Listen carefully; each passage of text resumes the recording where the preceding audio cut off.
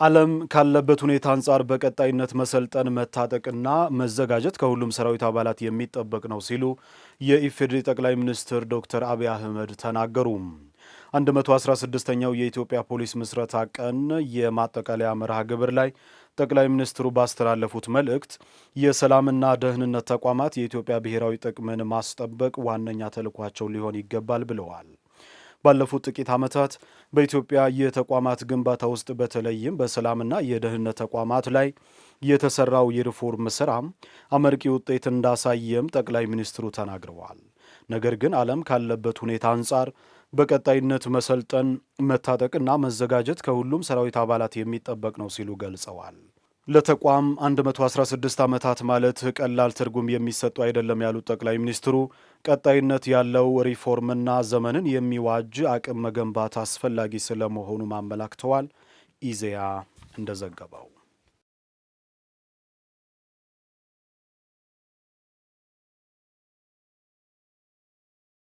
በዘንድሮው የአረንጓዴ አሻራ መርሃ ግብር ለጥምር ግብርናና ዘርፈ ብዙ ጠቀሜታ ያላቸው ችግኞች ለመትከል ትኩረት መሰጠቱን የግብርና ሚኒስትር ዶክተር ግርማ አመንቴ አስታወቁ።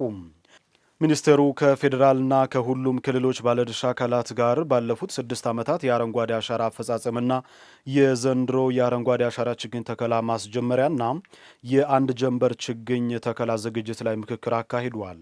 የምክክር መድረኩን የመሩት የግብርና ሚኒስትር ዶክተር ግርማ አመንቴ እንዳስታወቁት መርሃ ግብሩ ካስገኛቸው የደን ልማትና ኢኮኖሚያዊ ስኬቶች ባሻገር እየታጠበ ወደ ውጭ ሀገር የሚሄድን የአፈር መጠን በእጅጉ መቀነስ ማስቻሉን አስረድተዋል።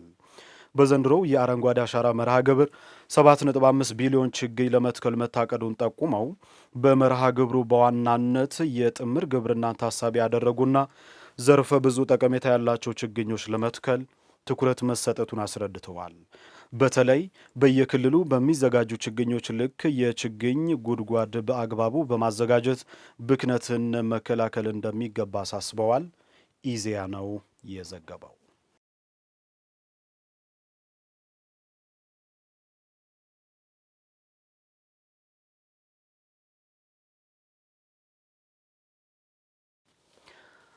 ሀገር በቀል የኢኮኖሚ ማሻሻያው ለኢንዱስትሪው ዘርፍ ምርትና ምርታማነት ከፍተኛ ሚና እየተጫወተ መሆኑን የፕላንና ልማት ሚኒስትር ዶክተር ፍጹም አሰፋ ገለጹ።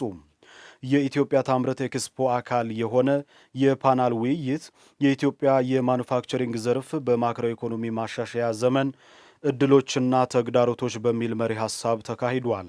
የፕላንና ልማት ሚኒስትር ዶክተር ፍጹም አሰፋ በተለይም የግሉ ዘርፍ ምቹ የሆነ የብድር አቅርቦት እንዲያገኝ መደረጉን ጠቁመው በመጀመሪያ ምዕራፍ ሀገር በቀል የማክሮ ኢኮኖሚ ማሻሻያ ጋር ተያይዞ የተከናወኑ የሪፎርም ስራዎች ውጤት ማምጣታቸውን ተናግረዋል። በተጨማሪ እንደ ሀገር የኢኮኖሚውን ዘርፍ ወደ ላቀ ደረጃ ከፍ እንዲል ከማድረጉም በላይ ኢንዱስትሪዎች እንዲስፋፉና ውጤታማ እንዲሆኑ አቅም መፍጠሩን ጠቁመዋል። ለአብነትም የንግድና የኢንቨስትመንት ሕጎች ለማሻሻል የተደረገውን ጠቅሰዋል። ይህም ሀገሪቷ የውጭ ኢንቨስትመንት ለመሳብ እንዲሁም የሀገር ውስጥ ባለሀብቶች በዘርፉ ንቁ ተሳታፊ እንዲሆኑ ማስቻሉን አንስተዋል። የዘገበው ኢዜአ ነው።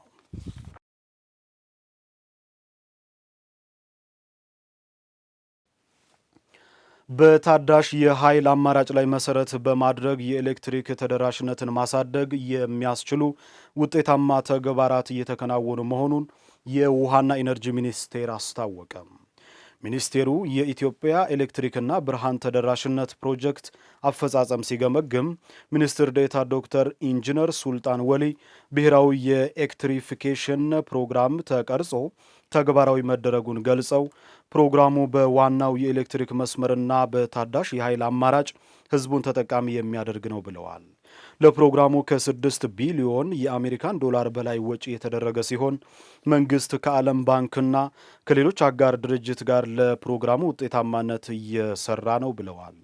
በፕሮግራሙ በታቀፈው የኢትዮጵያ ኤሌክትሪክና ብርሃን ተደራሽነት ፕሮጀክት መሰረት ከዋናው የኤሌክትሪክ መስመር ውጭ የሆኑ የገጠር አካባቢዎችን ለመድረስ እየተሰራ ነው ብለዋል። በዚህም ከ240 ሺህ በላይ የቤተሰብ አባላትና ከ1400 በላይ የትምህርትና ጤና ተቋማትን የፀሐይ ኃይል ተጠቃሚ የሚያደርግ በመሆኑ የባለድርሻ አካላት ቅንጅት ይጠይቃል ነው ያሉት የኢትዮጵያ ዜና አገልግሎት እንደዘገበው።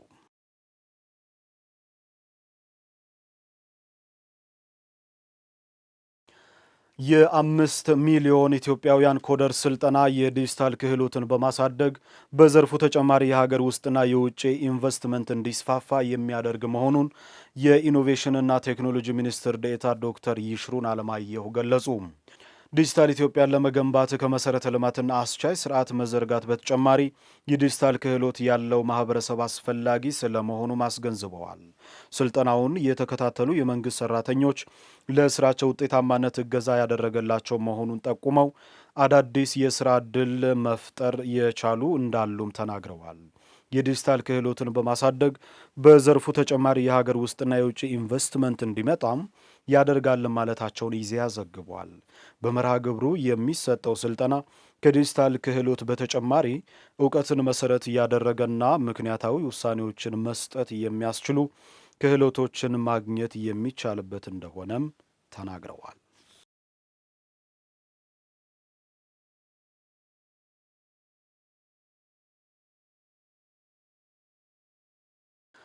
ሀገሪቱ ከግብርና ምርቶች የተሻለ የውጭ ምንዛሬ እንድታገኝ ምርትና ምርታማነትን ለማሳደግ እየሰራ መሆኑን የግብርና ሚኒስቴር አስታወቀ። አርሶ አደሩ ከሀገር ውስጥ ገበያ አልፎ በዓለም ገበያ ተወዳዳሪ የሆነ ምርት ማቅረብ የሚያስችል አቅም እንዲገነባም በቴክኖሎጂ የማስተሳሰር ስራ መጀመሩን የገለጸው ደግሞ የደቡብ ኢትዮጵያ ክልል ግብርና ቢሮ ነው። የግብርና ሚኒስቴር በአምራችና አስመራች መካከል ያለው ውል በተመለከተ በደቡብ ኢትዮጵያ ክልል ከተለያዩ ዞኖች ለተውጣጡ የግብርና ባለሙያዎች እንዲሁም ባለድርሻ አካላት የግንዛቤ ማስጨበጫ ስልጠና በወላይታ ሶዶ ከተማ ሰጥቷል። አቤኔዘር አበራ በዝርዝር ያስመለክተናል።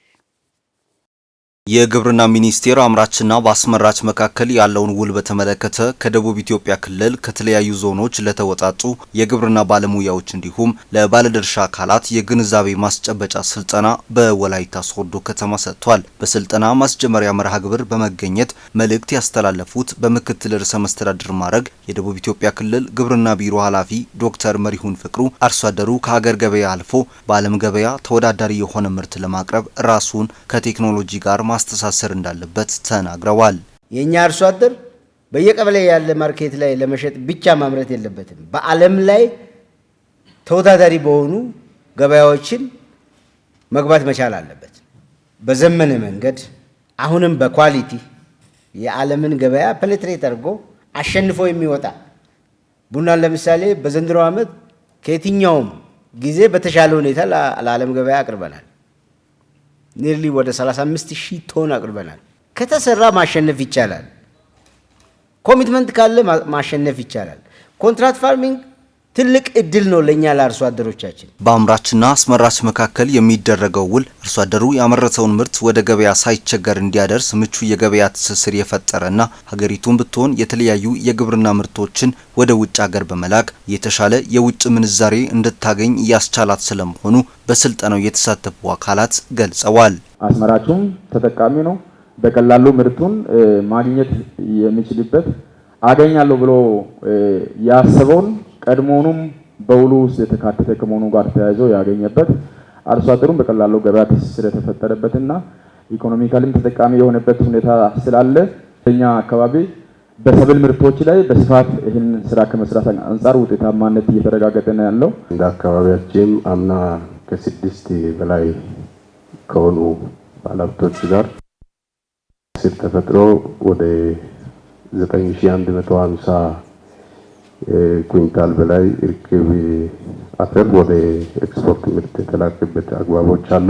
በአምራችና አስመራች መካከል የሚደረገው የስምምነት ውል አተገባበርና አፈጻጸም በተመለከተ እንዲሁም ከሕግ አግባብ መታየት ስላለባቸው ጉዳዮች በመድረኩ የተሳተፉ ባለድርሻ አካላት አስተያየታቸውን ሰጥተዋል። የተገባው ውል ላይ ምን ያክል ቶን ለኤክስፖርት ገበያ ለማቅረብ ተዋዋለ ዘንድ ከኛም የሚያገኘው ድጋፍም በሰራው ልክ ነው ወይ የሚሉ ነገሮች ላይ ጋፎች እንደነበሩ ነው እኔ ማንሳት የምፈልገው። ከውል ጋር ተያይዞ በጣም ፍርድ ቤትም ላይ ረጅም ጊዜ ክርክር የሚያደርጉ አንዳንድ በተለይ የህዝብና የመንግስት ጥቅም በሆነባቸው ጉዳዮች ላይ ፎርጅሪዎች ይሰራሉ። ስለዚህ ውል ወስዶ ወደሚመለከተው ክፍል ማስመዝገብ ከነዚህ ነገሮች የሰነድ ማስረጃ ሆኖ ስለሚቀርብ ማለት ነው ቀድሞ መከላከል ሊሆን ይችላልና ውል በዚህ ልክ ከመጣ በኋላ በተለይ ወደ ፍትህ ተቋማት ሄዶ ውል ተመዝግቦ መቀመጥ አለበት የሚለው ነገር ውል ቦልዲ መቀመጥ ቢችል ጥሩ ነው። በግብርና ሚኒስቴር የግብርና ኢንቨስትመንትና ምርት ግብይት መሪ ስራ አስፈጻሚ አቶ ደረጃ አበበ በበኩላቸው ምርትና ምርታማነትን በማሳደግ ሀገሪቱ የግብርና ምርቶችን ለዓለም ገበያ በማቅረብ ዳጎስ ያለ የውጭ ምንዛሬ እንዳታገኝ ባለድርሻ አካላት በቅንጅት ከመስራት አንጻር ክፍተት እንዳለባቸው እንዲሁም አስመራቹም ቢሆን በሕግ የተቀመጡ ነገሮችን ተግባራዊ ከማድረግ አንጻር ጉድለት እንዳለበት ጠቁመዋል። የግብርና ምርት ውል በጣም ውጤታማ እንዳይሆን እያደረገ ያለው የተቋማት ተቀናጅተው ያለ መስራት መጓተቶች አሉ። ቱ ቢ ፍራንክ ይሄ የመጀመሪያው የግብርና ምርት ውል የበርካታ ባለድርሻ አካላትን ተሳትፎ ይፈልጋል። አግባብነት ያላቸው አካላት ተቀናጅተው መስራት ይጠበቃል። የሱን ግዴታ በአግባቡ አውቆ ተረድቶ የግብርና ምርት ውል ኮንሰፕትን አውቆ ተረድቶ ከሱ የሚጠበቅበትን ነገር አውቆ ተረድቶ ወደ ስራ ከመግባት አንጻር አስመራጩ ጋር ክፍተት አለ። በክልሉ ህጋዊ መንገድ ተከትሎ በግብርና ዘርፍ ኢንቨስት ለማድረግ ለሚፈልጉ የግል ባለሀብቶች ምቹ ስነ ምህዳር መዘጋጀቱን የክልሉ ኢንቨስትመንት ቢሮ ኃላፊ ወይዘሮ አጸደ አይዛ አስረድተዋል።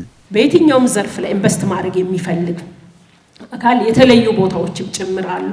ምንም አይነት ቢሮክራሲ እንዳይኖር ክልላችን ከነባሩ ክልል አዲሱን ክልል ስናደራጅ በአዲሱ ክልል ላይ የኢንቨስትመንት አዋጅን አዘጋጅተናል። አርሶ አደሩ በጥራትና በብዛት በማምረት ለዓለም ገበያ ጭምር ለማቅረብ ራሱን ከቴክኖሎጂ ጋር እንዲያላምድ ክልሉ አስፈላጊ ድጋፍ ሁሉ እያደረገ መሆኑን የክልሉ ግብርና ቢሮ ምክትል ኃላፊ አቶ አድማሱ አወቀ ገልጸዋል። አርሶ አደሩ በራሱ ብቻ ማልማት ይችላል፣ ግን በጥራት ከማምረትም በብዛት ከማምረትም አንጻር ጉድለት አለ። በዚህ ሂደት ውስጥ ደግሞ አርሶ አደሩ ቴክኖሎጂውን የሚጠቀምበት የቴክኖሎጂ ጋር የሚላመድበት ቴክኖሎጂ ሽግግር የሚደረግበት ስለሆነ በጣም ማበረታታት ያስፈልጋል። በዚህ ሂደት ላይ ከባለሀብቱ ጋር ያለው ቁርኝት ማጠናከር ያስፈልጋል። ኢትዮጵያ በበጀት ዓመቱ ምርትና ምርታማነትን በመጨመር የግብርና ክፍለ ኢኮኖሚ ለማሳደግ ያቀረችውን ውጥን ለማሳካት አርሶ አደሩ የማምረት አቅምን እንዲያጎለብት የማያቋርጥ ድጋፍ ማድረግ እንደሚያስፈልግም በመድረኩ ተገልጿል። የዴንማርክ መንግስት ከሐዋሳና ከአዲስ አበባ ዩኒቨርሲቲዎች ጋር በመተባበር የከርሰ ምድር ውሃ አደጋ ላይ እንዳይወድቅና ውሃው ያለበትን ደረጃ የሚያጠና ፕሮጀክት ይፋ አደረገም። የኢትዮ ኔቸር ፕሮጀክት የሐዋሳ ማዕከል አስተባባሪ ዶክተር ሙሉጌታ ዳዲ ፕሮጀክቱ ለ5 ዓመታት እንደሚቆይ ገልጸው በዚህ ጊዜ በሐዋሳ ሐይቅ ዙሪያ ያሉ ተፋሰሶች ላይ የአፈርና ውሃ ጥበቃ ስራ ላይ ትኩረት አድርጎ ይሰራል ብለዋል። በውሃና ኢነርጂ ሚኒስቴር የተቀናጀ የውሃ ሀብት አስተዳደር መሪ ስራ አስፈጻሚ ደበበ ዳፋርሶም በኢትዮጵያ በውሃ ሀብት አጠቃቀም ላይ ባለው ችግር ሀብቱን በተገቢው መጠቀም አለመቻሏን አንስተዋል። የሐዋሳ ዩኒቨርሲቲ ፕሬዝዳንት ዶክተር ችሎታው አየለ ለ5 ዓመታት በዴንማርክ መንግስት ድጋፍ ተግባራዊ የሚደረገው ፕሮጀክቱም በውሃ ሀብት አስተዳደር ላይ የነበሩ ችግሮችን ተፈጥሯዊ በሆነ መንገድ ምላሽ ለመስጠት ያስችላል ነው ያሉት። መረጃውን ያገኘነው ከኤፍኤምሲ ነው።